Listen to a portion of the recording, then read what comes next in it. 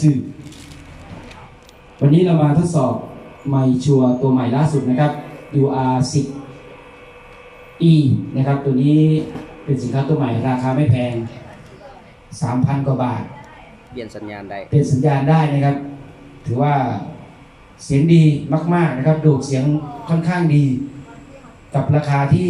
ไม่แพงนะครับเป็นย่านของ UHF นะครับดิจิตอลนะครับบอกได้เลยว่าไม่ผิดหวังตัวนี้นะครับในราคาอยู่ที่ 3,900 เ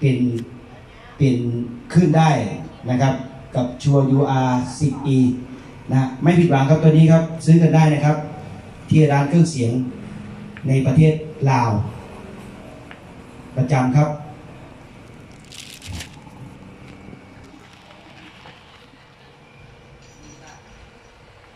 ใช้ได้